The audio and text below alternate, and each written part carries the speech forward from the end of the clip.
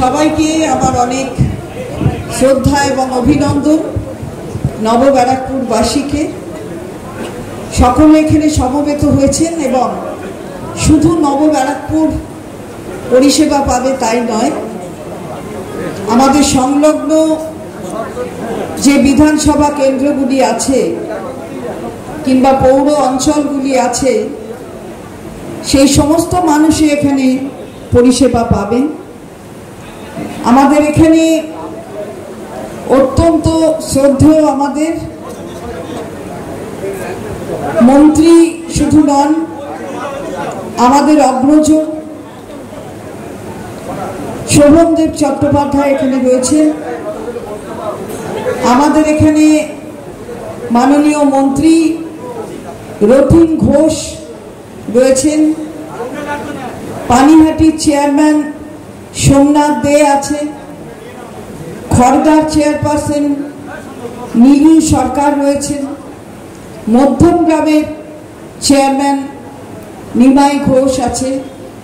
এখানে এসিএমওএইচ সাহেব রয়েছেন, এসডিও সাহেব রয়েছেন, আমাদের পুলিশ আধিকারিক ওসি সাহেব তিনিও এখানে রয়েছেন, সুমিত বাবু।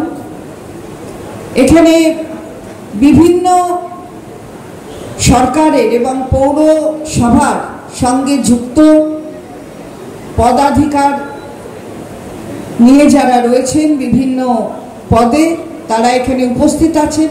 ডাক্তাররা রয়েছেন, যাদের আমরা মনে করি ডাক্তারবাবুদের যে তারাই হচ্ছেন লিভিং গড। আমরা ঈশ্বরকে দেখিনি, কিন্তু যখনই কোনো অসুস্থতার মধ্যে কাউকে পড়তে হয় তখন পাশে যারা থাকেন তারা চিকিৎসক এবং চিকিৎসা সাথে যুক্ত যারা, তাদের আমরা তাই একদম লিভিং গড হিসাবে মনে করি। তারা রয়েছেন এখানে। এখানে পৌর প্রতিনিধিরা রয়েছেন, উপপৌর প্রধান এবং প্রাক্তন প্রধান এই পৌরসভা, তাদের সহ সমস্ত পৌর প্রতিনিধিরা এখানে উপস্থিত আছেন।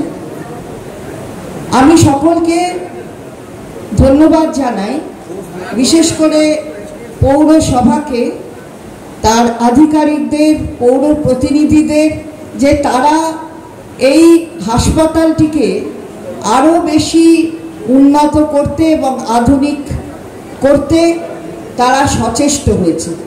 একটা ইচ্ছা থাকতে হয়, আর ইচ্ছা যদি থাকে আর সেটা সঠিক হয় তাহলে তার বাস্তবায়ন সম্ভব হয়। তাই আজকে এখানে এই নব ব্যারাকপুরের পৌর হাসপাতাল বিভিন্ন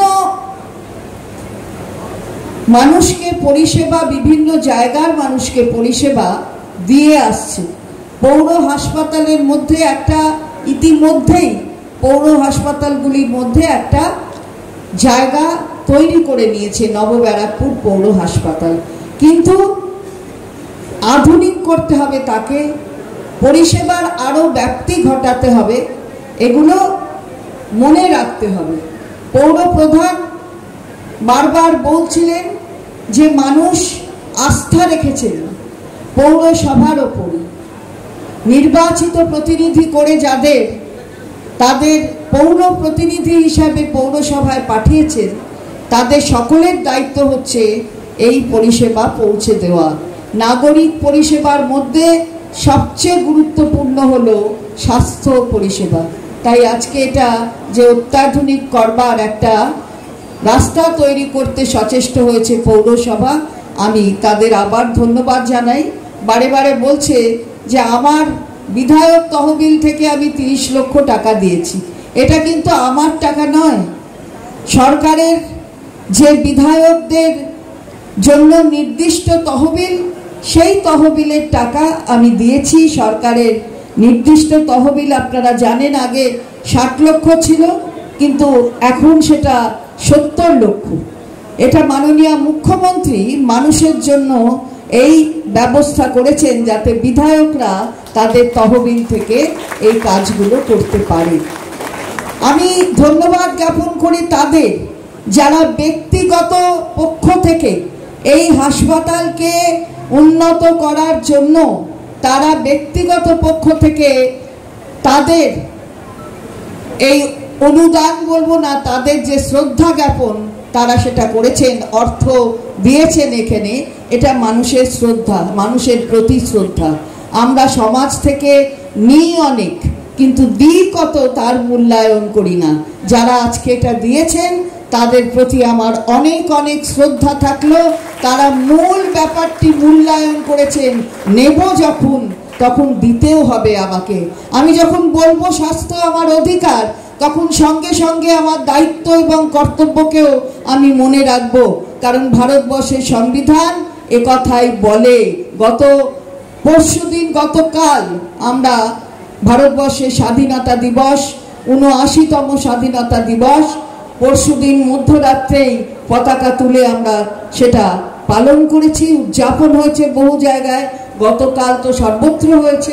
এবং সেখানে সব জায়গায় যেখানে আমি বলতে চাই যে এই সংবিধানে একটি পুরো অধ্যায়, ৩ নম্বর অধ্যায় হচ্ছে আমার মৌলিক অধিকার কি, নাগরিকদের মৌলিক অধিকার কি, কিন্তু মাত্র কয়েকটি ছত্রে আর্টিকেল 51 ক্যাপিটাল এ, যেটা পরে সংযোজিত হয়েছে সংবিধানে, সেখানে আমাদের দায়িত্ব এবং কর্তব্যের কথা লেখা আছে। আমাদের পুরোধারা যারা এই সংবিধান তৈরি করেছিলেন, লিখেছিলেন, খসড়া তৈরি করেছিলেন, তারা কিন্তু তখন এই রাইটস, ডিউটিজ অ্যান্ড অব্লিগেশনস লেখেননি, কারণ তারা মনে করেছিলেন যে ভারতবর্ষের নাগরিক যখন তাদের অধিকার প্রয়োগ করতে যাবে তখন তারা মনে রাখবে যে দায়িত্ব এবং কর্তব্য বোধ এটা অধিকারের সঙ্গে অঙ্গাঅঙ্গিভাবে জড়িত। পরবর্তীকালে অবশ্য একটা আর্টিকেল ইনক্লুডেড হয়েছে 51 ক্যাপিটালে। তো আমি তাই বলতে চাই, যারা এই কাজটা করেছেন তাদের অনেক শ্রদ্ধা। আমরা এই হাসপাতালকে আরো বেশি আধুনিক করব, 1 বছরের মধ্যে আর কি করব সেটাও বলেছে পৌরপ্রধান। আমরা নিউ ব্যারাকপুরে এই হাসপাতালকে নতুনভাবে নির্মাণ করব, সিটি স্ক্যান আর ক্যাথ ল্যাব এটা দুটোই চালু হবে, লাইফ সেভিং অ্যাম্বুলেন্স চালু হবে এবং ডায়ালিসিসের ব্যবস্থাও করা হবে। তাই আমরা যা যা করেছি, উন্নতি সাধনের কিন্তু কোনো শেষ থাকে না, খালি ভাবতে হয়, একটা লক্ষ্য রাখতে হয়, সেই লক্ষ্যের প্রতি আমাদের সকলের যেন চোখ থাকে আর সেটাকে পাখির চোখ করে আমাদের এগোতে হবে। আমি সেটাই বলতে চাই এবং নিজেকে সচেতন করতে চাই। আপনারা আমাকে দিয়েছেন অনেক, এই মন্ত্রিসভার সদস্য করতে আপনাদের সহযোগিতা ছাড়া আমি নির্বাচিত না হলে তো হতে পারতাম না, এই কাজগুলো করতে পারতাম না, বিধায়ক তহবিলও আমার থাকতো না। তাই সব কিছু আপনাদের জন্য, আপনাদের চরণে আমার অনেক অনেক অনেক শ্রদ্ধা প্রণাম আমি জানাই। ভালো থাকবেন, সুস্থ থাকবেন, আর এইভাবেই সমাজকে আমরা সেবা করে যাব, এটা আজকের দিনে হোক আমাদের অঙ্গীকার। নমস্কার।